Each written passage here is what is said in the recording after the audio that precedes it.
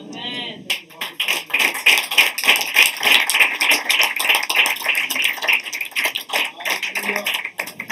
Pourquoi il est important de commencer l'année avec lui? Amen. Amen. Amen. Nous bénissons le Seigneur par rapport à cela. Et, là aussi, il faut beaucoup de... Amen. Alléluia. Des éléments, il faut vraiment, quand vous allez là-bas, prenez vraiment le temps de prier. Il y a beaucoup d'élèves là-bas. Donc, chaque fois que vous allez là-bas, prenez le temps de prier, de vos enfants, de vous-même, et de vous prier. Alléluia. Donc, voilà. Témoignez.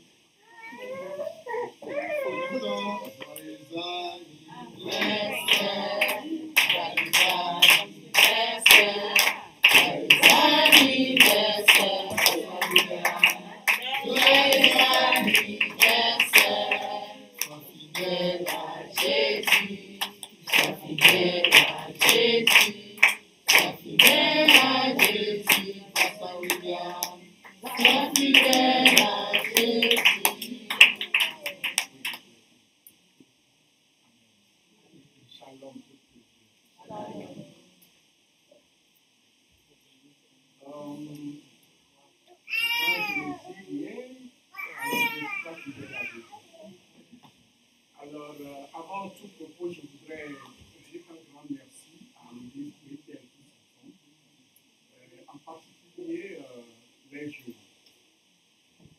J'ai mon bien-aimé frère qui m'envoie de temps en temps des messages d'encouragement. Il faut dire, ça fait 2 ans, pasteur. Plus de 2 ans, parce que j'ai cessé à venir à l'église en juin 2022. Juin 2022. Non, c'était juin 2022. Donc, je suis passé par beaucoup de choses. Selon le corps médical, moi, je ne crois pas à tout ce que les médecins font. Et je leur apporte un peu de crédit, mais je sais que mon guérisseur, celui qui me guérit, c'est Dieu. Alors, peu importe le temps que ça prend, je suis convaincu que ma situation actuelle n'a rien à voir avec cette information. Depuis ce temps-là, et après j'ai été opéré le 28 juillet 2023, et après j'ai eu un temps de complications à la maison. Et en 2024, j'ai passé 3 mois à la SUBA pour la rééducation. Et après, tout ce qui a été fait, je pense que c'est le Seigneur qui a fait quelque chose. Avec tout ce qu'on a fait, j'ai fini par comprendre que sans la main du Seigneur, il n'y aura rien. Alors, je récupérais en termes de mobilité. C'est les douleurs qui ne lâchent pas. Ce qu'ils ont fait, les douleurs ne lâchent pas. Mais à un moment donné, quand je prie beaucoup, ça, je n'exagère pas, je prie quand même beaucoup. Et je sais ce que le Seigneur m'a dit. Donc, je ne m'affole pas, c'est difficile des fois. Mais aujourd'hui, au nom de la communion, au nom de cet amour-là que Jésus-Christ a laissé au milieu de nous, je dis, quoi qu'il vaille, il faut que je sois présent. Pour communier, sans savoir qu'il y aura la Sainte. Alors, c'est en cela que nous sommes un peuple de Dieu. Et voilà, le Seigneur est à l'œuvre. Il fait beaucoup de choses, mais selon son heure, selon son programme. Et moi, la Bible dit qu'il faut, frère, c'est dans Jacques 1, verset 2, frère, considéré comme un sujet de joie parfaite toutes les afflictions auxquelles vous pouvez être confrontés, sachant que l'épreuve de votre foi produit la patience. Mais il faut que la patience fasse complètement son œuvre. Alors, je pense que je suis dans ce schéma-là. J'ai été patient. D'ailleurs, le corps médical m'appelle patient, donc j'ai été patient. Il y a des jours, même maintenant, il y a des jours que c'est vraiment très difficile.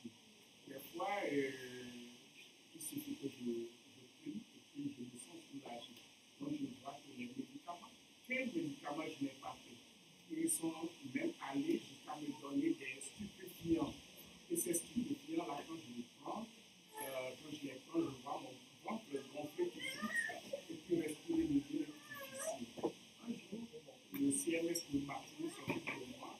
Ils viennent chez moi tous les jours avant. Mais à un moment donné, il y a une des infirmières qui s'est présentée. J'ai dit, mais les spécifications que vous me donnez, est-ce qu'un jour ça va enlever la douleur? Je suis devenu ami avec ces infirmières-là au point où, quand elles viennent, bon, il y a un peu de bonne atmosphère. Alors, je viens et puis elle m'a regardé d'un air plus, elle m'a dit, ce médicament là, faut que je soulage. J'ai dit, je ne savais pas. Écoutez, madame, demain, j'arrête tout, je ne prends plus rien. Et j'appelle mon médecin de famille, je lui écris un mail, et puis c'est fini. Et j'ai arrêté ça. Quand j'ai arrêté, le lendemain, j'ai écrit à mon médecin de famille qui m'a dit, elle m'a répondu, elle m'a dit bravo. Et 2 jours, elle est venue chez moi à domicile et elle m'a dit, monsieur, on n'a pas d'autre alternative que de vous prescrire ces stupéfiants. Parce qu'avoir, je sais ce que vous supportez en tant que douleur. Donc, avoir ça, on ne peut que vous prescrire ça.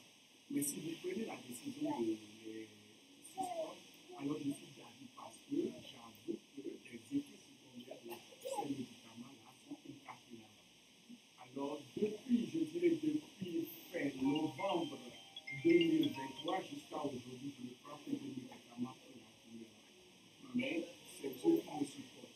Je ne dis pas que je n'ai pas de douleur, des fois c'est extrêmement dur, mais le Seigneur me supporte. Des fois, j'oublie même que j'ai des douleurs. Donc, je voudrais, au nom du Seigneur Jésus, que chacun ait sa foi. Même si vous avez la foi et que la chose espérée, la chose escomptée n'arrive pas à point, ayez la foi. Ayez la foi et continuez. Le Seigneur sait toutes choses. Et c'est ce que je voudrais partager avec vous. Amen. Merci beaucoup.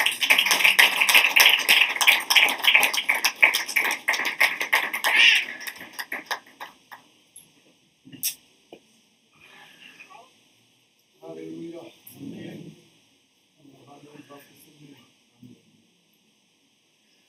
Quand quelqu'un qui souffre qui nous encourage encore. Alléluia. Bénissons le Seigneur pour ça. Que le Seigneur te fortifie. Amen. Nous sommes toujours ensemble. Amen. Amen. Qui peut annoncer à témoigner encore. Bon.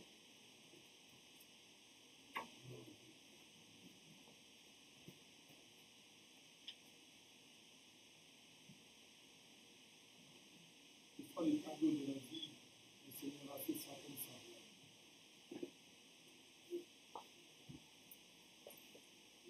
En même temps, nous voulons aussi remercier le Seigneur aussi par rapport à cette année 2024.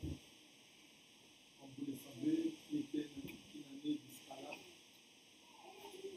Il n'était pas aussi facile aussi pour nous, en même temps pour l'Église. Je voudrais vraiment dire à l'Église que nous terminons cette année la tête. Amen. Peu importe ce que vous pouvez dire que nous manquons la salle, ce que le Seigneur a fait est plus que manque la salle. C'est pourquoi je dis que nous avons terminé l'année la tête haute. Et il a fait vraiment des grandes choses. Toutes les fois que nous n'avons pas manqué la salle parce qu'on est là. Alléluia. Amen. Je rends grâce à Dieu parce que Dieu, il restera toujours. Comme le pasteur vient de nous dire ici, nous devons être patients et persévérants. Comptez sur nous. Comptez sur nous. On a passé des moments tellement aussi très difficiles. En tout cas, c'est 2024 que le Seigneur nous a répondu. Et nous avons béni le Seigneur. Nous avons eu tant de problèmes aussi avec les gens, avec aussi même ma propre famille, moi-même. Mais juste à la fin de cette année-là, 2 jours passés seulement là, le Seigneur a fait de grandes choses. Et en début de l'année aussi même, parce que début de l'année, ou bien peut-être au mois de juin comme ça, et le Seigneur vraiment nous a répondu par rapport à nos inquiétudes, à nos soucis aussi en même temps, les difficultés qu'on avait vis-à-vis des gens aussi. Alléluia. Nous disons comme on était toujours par la grâce de Dieu innocents, et le Seigneur a combattu pour nous, et le Seigneur a réglé les choses à sa manière. Et pour moi, quand je dis pour moi et ma famille, je dis vraiment que c'est une année où nous avons palpé la victoire du Seigneur. Amen. Amen. Alléluia. Le diable a voulu détruire complètement mon foyer, ma famille pendant presque 6 ans. 6 ans. Je ne vais pas aller en détail. Presque 6 ans. Que le diable a touché ma famille et certaines personnes, vous le savez ici. Je plaire. Mais le dimanche-là, ce dimanche-là, c'était quoi? Dimanche 29. Le dimanche 29, le Seigneur a réglé les choses à sa manière. Après 6 ans, de difficultés, Dieu a réglé les choses. Et j'ai pris grâce. Alléluia. C'est pourquoi nous sommes en train de dire, même le même dimanche là, nous avons dit quand même que dans 2 jours qui restent pour que nous puissions entrer dans une nouvelle année, Dieu peut faire un grand miracle. Moi que je ne savais pas vraiment les choses, comment ça va se passer, mais Dieu a fait un grand miracle ce dimanche 29. Amen. Persévérez dans la prière, soyez fidèles au Seigneur, soyez patients. Le Seigneur lui-même fait des choses à sa manière. Alléluia. Ça peut faire mal au début, comme notre sœur vient de dire aussi. Au début, ça peut faire mal. Et Dieu peut arranger des choses des jours qui viennent. Amen. Pasteur, nous prions beaucoup pour vous. Nous vous laissons toujours dans la prière. Même si des fois, nous ne sommes pas là vraiment à notre présence chaque jour, ou bien chaque fois chez vous, mais nous prions l'église. Et nous savons que Dieu là que tu sers.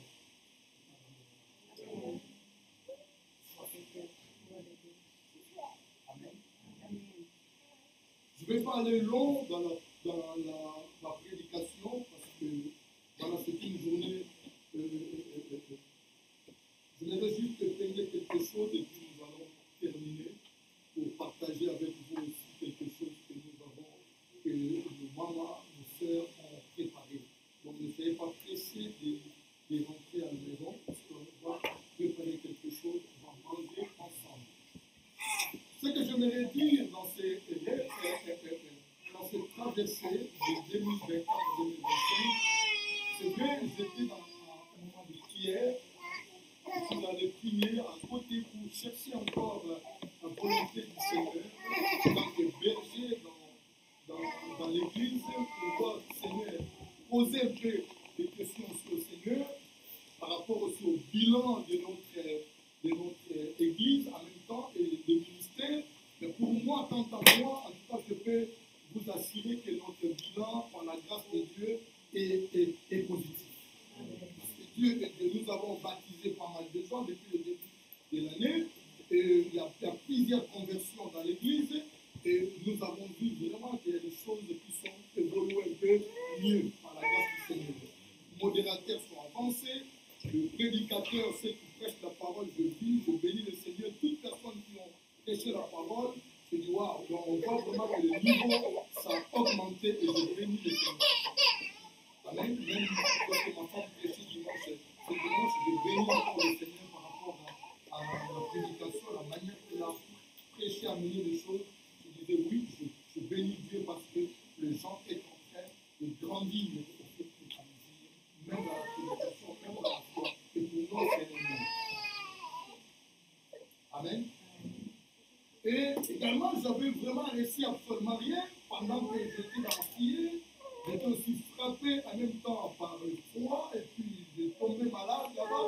Et ce que j'ai vu dans ma prière quand j'étais dans la retraite, je dis quelque chose pour une maman ici, je vais partager avec elle, mais concernant moi-même ou bien l'église, j'ai vraiment pas vu grande chose. Mais il y avait une pensée que Dieu m'a mis dans le cœur, c'était la providence. Cette pensée-là, j'ai tourné avec ça dans mon cœur, j'ai tourné dans mon cœur, j'ai tourné dans mon cœur, et ça restait vraiment dans mon cœur, la providence.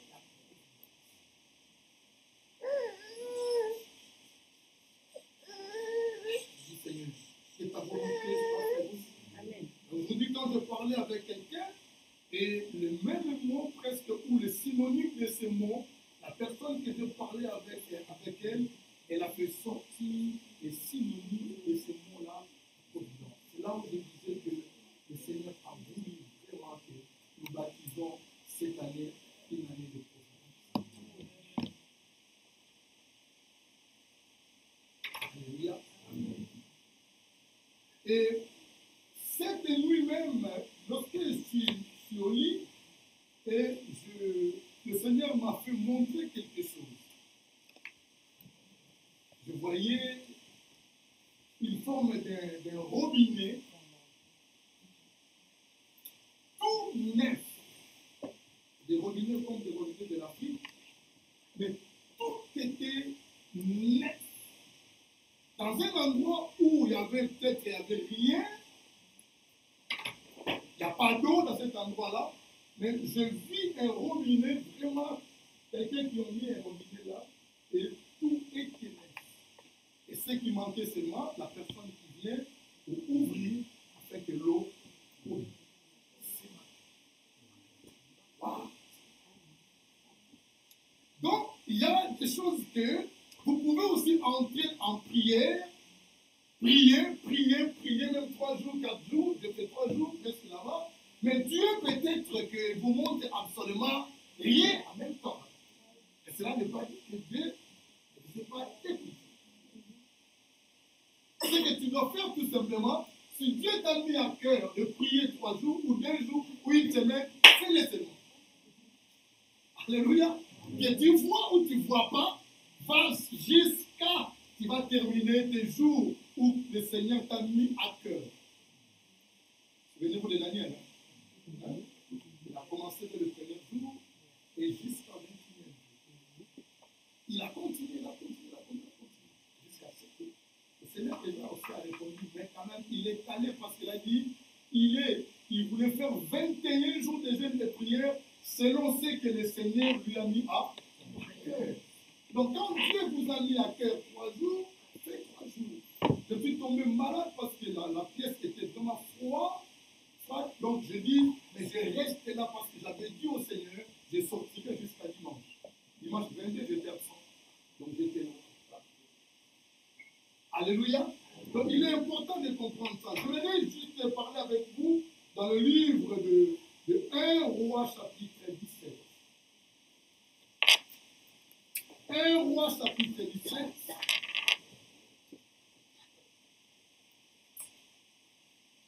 Dans ce livre de 1 Roi, on nous parle ici d'un homme qui s'appelait Élie. Élie le prophète. Vous voyez, nous avons 2 Élie dans la Bible, hein? Donc juste la prononciation est la même, mais la terminaison qui est différente. C'est Élie le prophète, c'est terminé à E. Élie, le sacrificateur, terminé à I seulement. Donc cet Élie-là qu'on parle ici, c'est le prophète. C'est lui qui a fait descendre le feu. C'est un homme très puissant que Dieu a utilisé. Et la Bible dit, premier verset, Élie l'Intimite, l'un des habitants de Galate, dit à Akab, l'Éternel est vivant, le Dieu d'Israël,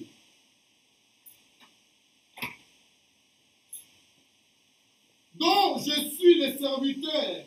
Il n'y aura cette année ni rosée, ni pluie, sinon à ma parole.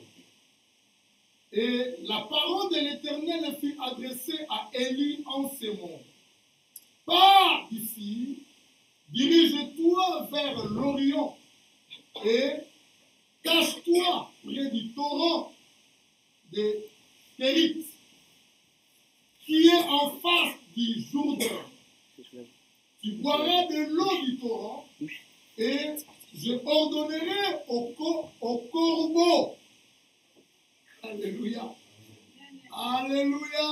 Je ordonnerai au corbeau, un oiseau, de te nourrir là. Alors, la providence du Seigneur. Et il partit et fit selon la parole de l'Éternel, et il alla s'établir près du torrent du Kérit, qui est en face du Jourdain. Verset 6, il dit, le corbeau lui apportait, là vous devez souligner, le corbeau lui apportait du pain et de la viande le matin, et du pain et de la viande le soir. Et il buvait de l'eau du torrent. Mais au bout d'un certain temps, le torrent fut à sec, car il n'avait point tombé la pluie dans le pays. 8e verset. Alors, la parole de l'Éternel lui fit adresser encore à ce mot. D'abord, premièrement, c'était le corbeau. Regarde, deuxièmement, il dit, lève-toi, Élie, va à Sarepta, qui appartient à Sidon, et demeure là. Voici encore, j'ai ordonné à qui? À une femme, pas n'importe quelle femme, pas une femme riche, mais une femme comment? Veuve. La providence du Seigneur. Une femme veuve de te nourrir.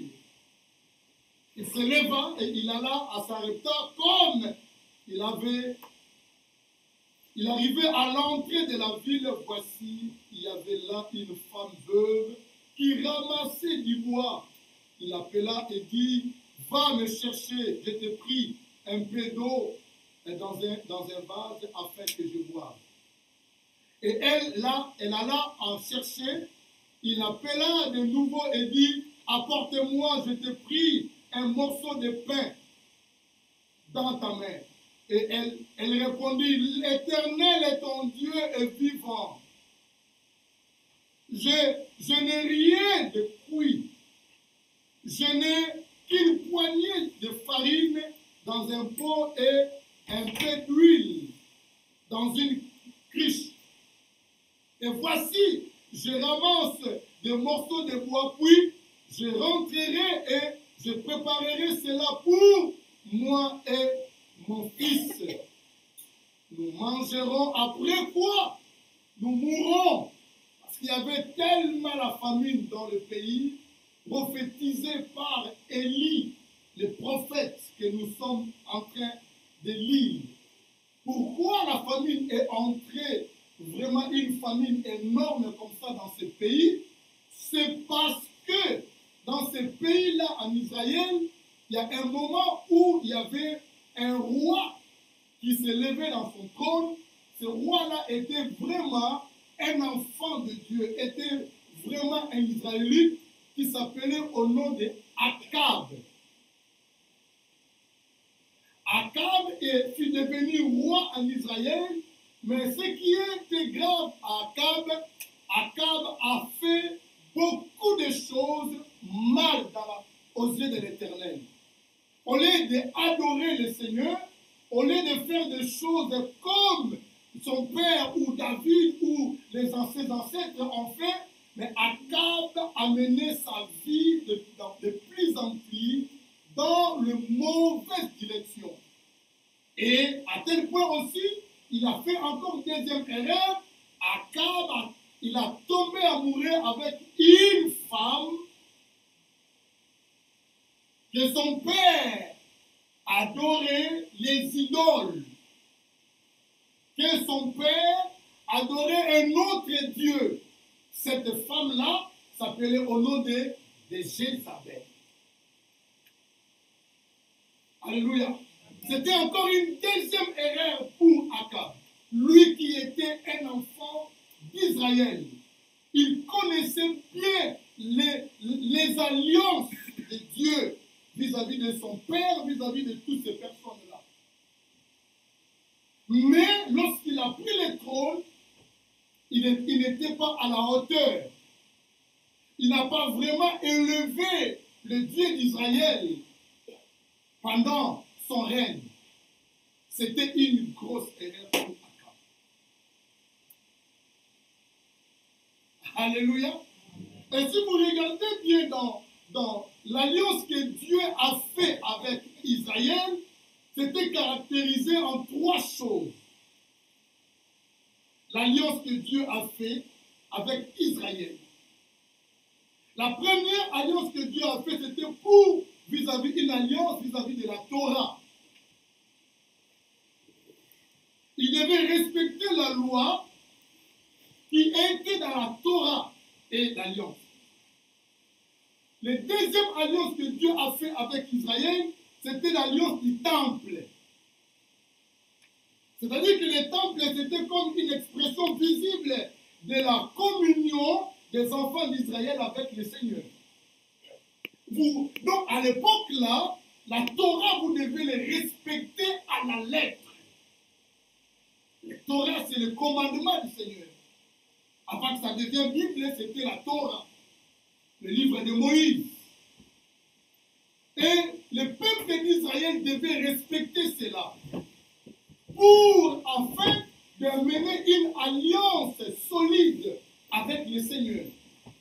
Et le temple de Dieu, le temple, lorsque vous venez dans le temple, tout ce qui était dans le temple comme ustensiles, ou toutes les choses qui étaient dans le temple, vous devez aussi les considérer et beaucoup de respect vis-à-vis de tout ce qui était dans le temple. Et même les temples, et même vous devez les respecter ça. Parce que c'était l'alliance que Dieu a fait avec leur père, avec Israël en fait. La troisième alliance que Dieu a fait, c'était pour la terre promise. C'était le lieu par excellence où le Seigneur devrait vivre sa relation avec les enfants d'Israël. Souvenez-vous dans le temple, lorsque Jésus est venu ici sur la terre, pour voir que lorsque les gens commençaient à profaner le temple, vous voyez, donc, vous vous souvenez, non? Jésus est entré dans le temple, il a trouvé des choses dans le temple qui étaient vraiment un petit peu ce qui ne devait pas être dans le temple. Jésus, il était encore jeune, hein? Il n'a même pas commencé son ministère. Il n'avait pas encore 30 ans. Mais il a pris des fouets, des chicottes, juste parce qu'il a vu que le temple de Dieu, parce que c'était l'alliance. Donc Dieu a fait l'alliance avec Israël. La première alliance c'était pour la Torah, le deuxième c'est pour les temples, le troisième c'est pour la terre promise. Donc tout était vraiment à respecter.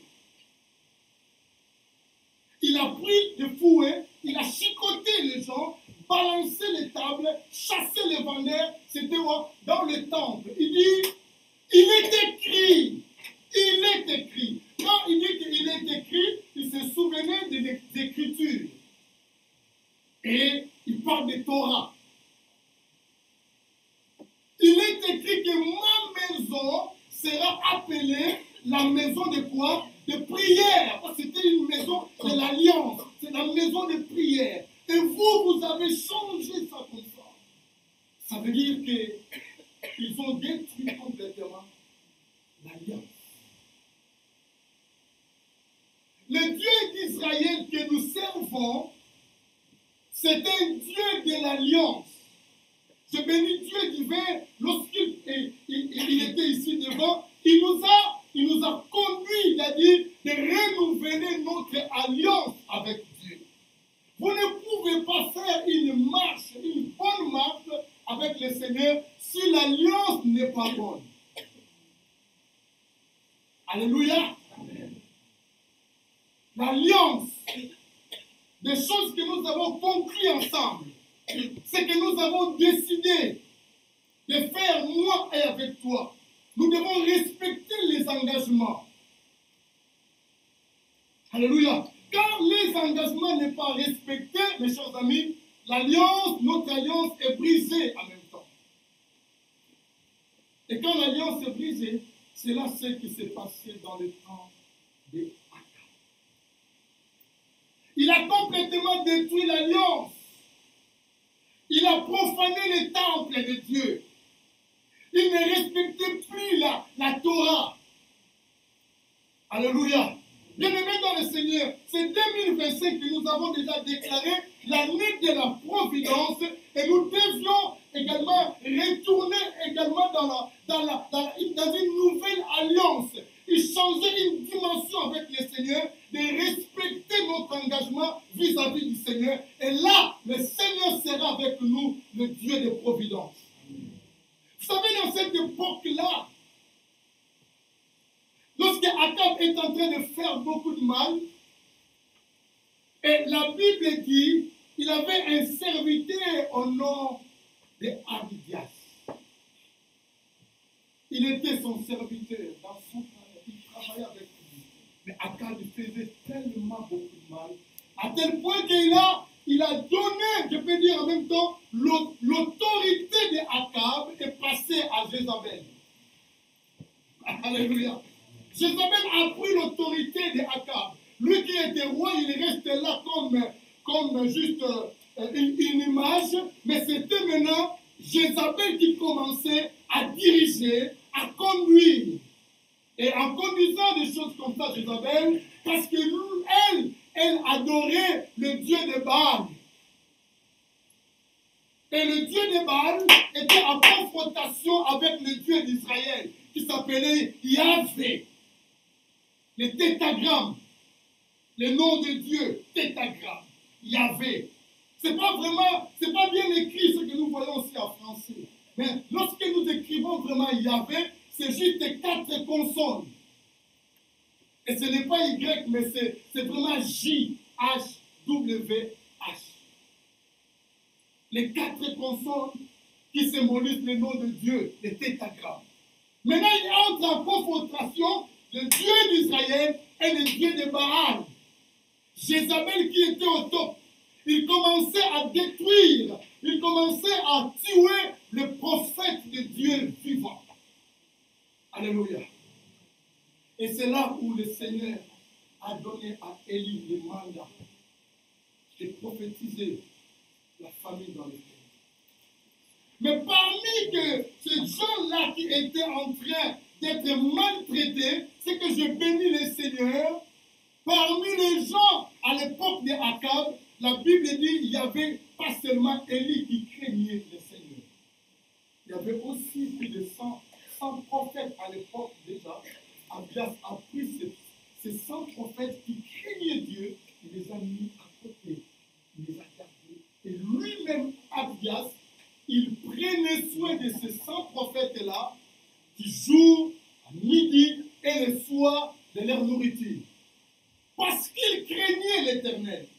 Ça veut dire que dans un village ou dans un royaume, il y a des gens qui ne peuvent pas peut-être craindre le Seigneur, mais si toi tu te repères que j'ai fait l'alliance avec le Dieu d'Israël, le Dieu Tout-Puissant, vous pouvez encore espérer que Dieu est capable de nous sauver même lorsqu'une situation est tellement difficile. Si vous craignez Dieu, en gardant notre alliance. Et Élie craignait l'Éternel, il ne voulait pas entrer dans le jeu d'Akab, et les 100 prophètes aussi que Abdias, il n'a même pas eu peur de son maître Akab, ni de sa femme Jézabel. Mais il a pris les 100 prophètes, il a divisé 50 à côté et 50 à côté. Il allait le nourrir en cachette. Parce que ces gens-là craignaient l'Éternel. La crainte de l'Éternel, mes chers amis, ça sera peut-être la base de mon message. Pour que nous puissions vivre la providence de Dieu, nous devions également respecter l'alliance et craindre Dieu. Alléluia. Il a dit que là, maintenant, là, il n'y aura pas de pluie ni la rosée. Ainsi parle l'Éternel. Et Dieu a fermé le ciel. Le ciel était fermé. Ni la pluie, ni la rosée, et les choses sont devenues secs. Il dit, toi, va dans cet torrent-là de Kérit. Je te ferai, je vais envoyer un corbeau. Je mettrai un corbeau à ta disposition. Mais mon frère, c'est là où je suis en train de dire que lorsque nous craignons l'Éternel, Dieu est capable. Donc, quand nous parlons de providence, ce sont vraiment des actions divines. Alléluia. Ce qui peut dépasser l'entendement de l'homme. Alléluia. Est-ce que vous pouvez croire qu'un corbeau peut venir le matin donner du pain et comment? Du pain de quoi? La viande, un corbeau. Et Élie prend un corbeau. Regardez là, un petit bec là. Mais Élie prend le pain et viande, il mange. Petit déjeuner le matin, le corbeau il vient encore le soir. Vous pouvez imaginer ça. C'est-à-dire que nous avons un Dieu qui est capable de faire des choses où vous ne pouvez même pas imaginer. C'est là qu'on appelle la providence. Il est vraiment, quand nous craignons Dieu, Dieu se met comme une source pour nous, une source intarissable. Alléluia. Dans l'autre côté, il y avait la famine, pas de pluie, pas rien, mais Élie, au moins, il y avait un corbeau qui venait du ciel, il prenait la nourriture au ciel et il venait donner ça à Élie. Quand il arrive tout près d'Élie, il ouvre son bec, le pain descend du pain, Élie prend. Un oiseau. Ce Dieu est bon, amen. Il est bon, ce Dieu-là. La crainte de l'Éternel, mes chers amis, qui pousse Dieu afin de devenir notre source. Et dans cette Bible-là, il dit, lorsque l'eau du torrent-là est tellement à sec, parce qu'il n'y avait pas de pluie, le Seigneur a dit encore à Élie, Élie, prends une autre voie. Quitte là, va dans un pays, dans une ville là de Sarepta, était juste environ 30 km avec les Sidon. Va là-bas, regarde ce qu'il dit, va là-bas, c'est pourquoi j'avais dû souligner ça. Il dit, j'ai ordonné, au lieu de dire que j'ai ordonné une dame qui est riche, mais il a dit, j'ai ordonné une femme, comment? Veuve. Si nous voulons vraiment décrire une veuve, elle est seule, elle a beaucoup de peine pour prendre soin d'elle-même. Hein? Veuve, nous avons tendance toujours veuve, entre guillemets, un peu pauvre. Hein? Si vraiment son mari n'a rien laissé. Alléluia. Il y a des veuves riches, hein? Il y a des veuves vraiment vrais pauvres. C'est pourquoi la Bible dit prenez même soin de veuves. Parce que la plupart des veuves, c'est vraiment un peu difficile. Surtout chez nous en Afrique. Hein? Tu dois être fort, hein? Ou bien des enfants doivent être vraiment costauds pour dire que non, si vous devenez veuve dans certaines tribus, aujourd'hui, le Seigneur a fait beaucoup de choses. Mais vraiment à l'époque aussi, même jusqu'aujourd'hui, les familles de ton mari vont venir prendre tout. Vous êtes veuve, mais encore veuve au carré. En Afrique. Il va vous dire, non, ça, c'est notre frère qui a acheté ça. La parcelle, il va le prendre. La voiture, il va prendre. Tout va prendre. Et puis si il vous chasse aussi. Allez, sortez, vas-y. Veuve, vraiment veuve. Le Seigneur a dit, j'ai ordonné à une veuve de te nourrir. Papa, Seigneur, veuve, comment elle va prendre soin de moi? Donc là, c'est que j'ai compris en même temps, parce que Dieu, parce qu'il voit des choses très loin. Il nous prévoit. Il voit tellement de choses plus que l'homme, parce qu'il connaît la vie de tout et chacun de nous. Et Dieu a vu aussi dans la ville de Sarepta, il y avait une maman qui était là, qui craignait l'Éternel.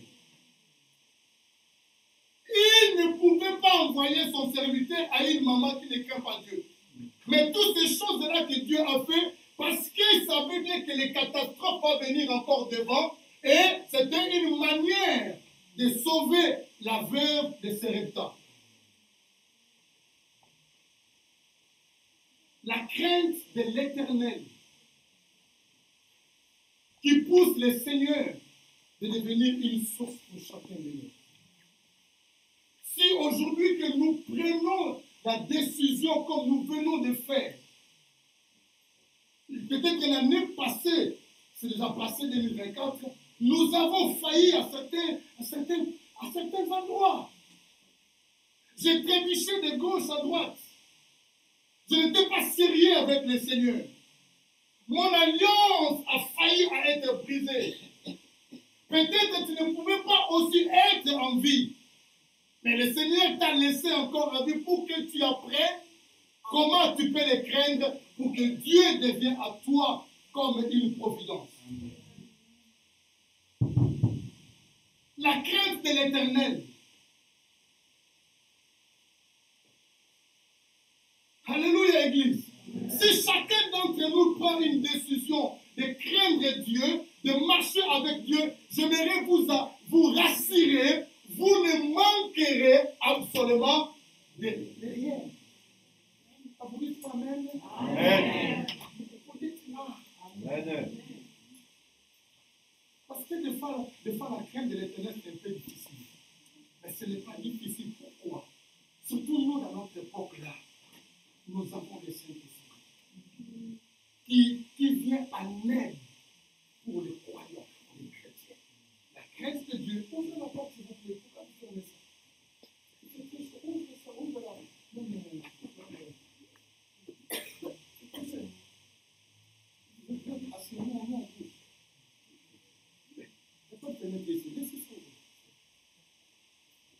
la crainte de l'Éternel, mes chers amis, c'est ce qui a fait que, si vous lisez la lecture, la maman, elle n'a pas vraiment résisté ou boudé. Pourquoi? Parce qu'elle savait déjà comment respecter Dieu et comment respecter la parole du Seigneur et ses serviteurs. Alléluia. Parce qu'il y a aussi une erreur que nous faisons ici. Nous voulons bien respecter Dieu et nous ne voulons pas respecter ses serviteurs qui est devant nous. Lorsqu'un serviteur vous dit quelque chose, vous dites, oh, imaginons-nous, je viens comme ça, maman Yvette. Je dis, maman Yvette, fais d'abord pour moi. Pasteur. Ah, le pasteur d'aujourd'hui. Moi, je suis seulement avec mon fils. Une petite farine comme ça qui reste. Le pasteur, il vient ici, il dit que je fais d'abord pour lui gâteau. Ah! Les pasteurs d'aujourd'hui n'ont pas l'amour, hein? Vous voyez dans la réaction, ça va être comme ça. Vous comprenez? C'est là parce qu'ils m'ont dit, mais vraiment, c'est lui, tous les pasteurs pouvaient même prier pour moi.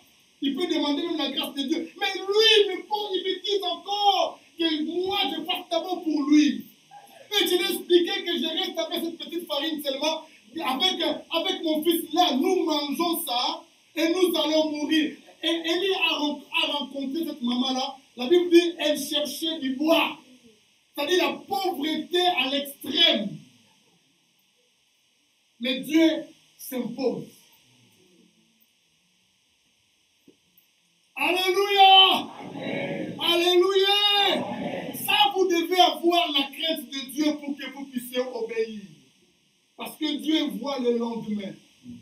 Il y avait quelque chose de mal qui était déjà préparé dans la maison même de vœux. Déjà, il y avait la famille. Si vous lisez la lecture, après, quelques jours plus tard, son fils était décédé. La providence.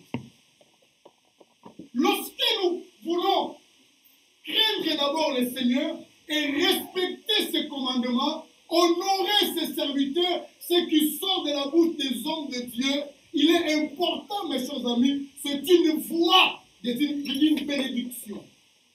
La crainte de l'Éternel. Tu acceptes même le peu que tu as, tu donnes ça d'abord au Seigneur. C'est un acte de foi, mais vous devez avoir la crainte. Alléluia. Parce que lorsqu'un homme de Dieu parle, vous considérez que la parole qui est sortie de la bouche de l'homme de Dieu, ce n'est pas lui, mais c'est Dieu qui est en lui. Cette considération-là, des fois, c'est ce que les chrétiens d'aujourd'hui, vous loupez des bénédictions. Alléluia. Alléluia. Décide-toi, mes chers amis, ce n'est pas pour rien que Dieu a établi les hommes de Dieu dans l'église de Dieu. Il a établi les 5 ministères. Ce n'est pas pour rien. Élie a dit, fais d'abord pour moi. Même lui-même, Élie ne savait pas. Il voulait seulement exécuter l'ordre du Seigneur. Mais ce qui va venir demain, même Élie ne savait pas. Il dit, s'il te plaît, madame, fais d'abord pour moi. Même un petit gâteau, donne-moi et puis le reste de la folie. Première chose, lorsque la dame a respecté à faire ça, la Bible dit la farine et l'huile dans sa maison ne manquaient comment? Ne manquaient plus. Elle qui avait seulement petite farine. Mais la Bible dit, quand elle a donné ça à Élie, elle a fait ce qu'Élie a demandé, Dieu dans le ciel, il devenait une source pour elle, une source intarissable. Rien ne manquait pendant que les autres étaient en train de mourir dans la famille. Mais elle, parce qu'elle a respecté la parole du Seigneur, l'huile et farine s'est multipliée du jour. Vous laissez comme ça, le matin, le soir comme ça reste comme ça. Quand vous venez demain matin, vous l'avez, c'est plein. D'où vient ça, cette huile-là? La providence. Alléluia. Dieu est merveilleux, mon frère. Une petite pot de farine était la moitié presque, mais en dormant, maman quand elle dort, elle réveille le matin, la peau est tellement, la farine est pleine dans la peau. D'où vient la providence ici? Il prend soin de ceux-là qui l'honorent. Quelles que soient les difficultés, quelle que soit la famine, quelles que soient les circonstances peuvent être très difficiles, lorsque vous craignez l'Éternel, Dieu prendra soin de vous de A à Z lui-même. Il est le pourvoyeur. Il sait les moyens, comment il peut utiliser même un corbeau ou comment il peut multiplier les choses.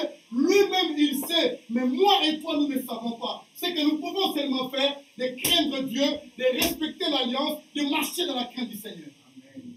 Alléluia, Église. Amen. Cette année doit être une année de crainte pour que nous puissions être dans l'abondance grâce, dans l'abondance grâce et dans la providence du Seigneur, et personne ne manquera ici. Même ce que nous manquons aujourd'hui, je vous assure, les jours qui viennent, nous n'allons pas terminer cette année, vous allez voir ce que Dieu va faire dans cette église. Ça sera un miracle où nous serons étonnés. Ça peut être pour l'église Bethel ou pour la vie individuellement. Si vous craignez l'Éternel. C'est un message qui vient de la part du Seigneur. Je n'ai pas trouvé ça à moi-même. J'ai commencé à prier le Seigneur. Quel est le message que je donne pour tes enfants? Il m'a dit la providence. Alléluia. Il est le Dieu de providence. Il s'occupe bien de ses enfants. Il prend soin de son peuple. Lui-même le Seigneur. Pendant les moments difficiles, il a nourri Élie. Jour et nuit. Et la dame là, Sérepta, veuve, pendant la famine, la veuve n'a rien manqué dans sa maison. Alléluia. Rien manqué, mon frère. Il arrivait aussi à un moment donné, l'enfant est comment? Est mort. L'enfant est mort. Imaginons une parenthèse. Si la dame a refusé à prendre soin de Élie. Maintenant, des situations pareilles qui arrivent. Est-ce qu'elle avait vraiment encore le courage de venir voir Élie pour demander son aide? Elle sera pour elle répondre, non? Il m'a dit que le secrétaire de Dieu a passé ici, mais il m'a demandé quelque chose, j'ai refusé. Maintenant, mon fils est mort, donc je suis d'aller seulement en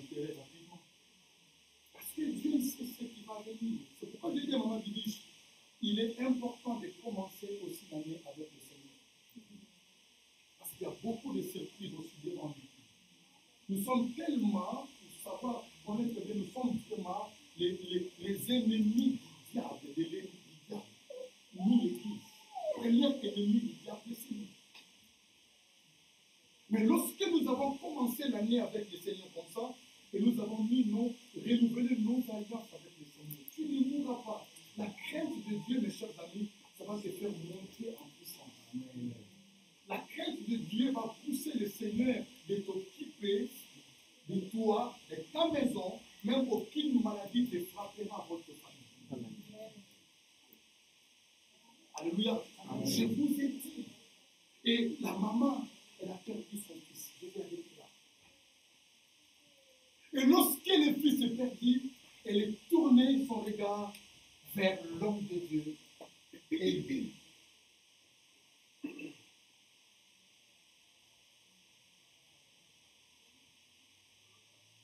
le respect de l'homme de Dieu, mes chers amis, ce n'est pas, surtout comme aujourd'hui, vraiment, nous voyons des choses, les hommes de Dieu ne sont pas respectés. Même certains hommes de Dieu que vous les connaissez bien, ça c'est mon papa, je connais bien sa vie, mais le respect, vous ne respectez pas les hommes de Dieu. Il est important de comprendre que, mes chers amis, les hommes de Dieu que nous voyons devant nous, nous devons vraiment les respecter. Pourquoi? Parce que la bouche qu'ils ont là, les paroles qui sont dans leur bouche, c'est Dieu qui les met en cœur. Lorsque vous les considérez, vous serez aussi bénis. Donc la bénédiction de certaines personnes ou de l'Église dépend en même temps la manière de la considération des hommes de Dieu. Amen.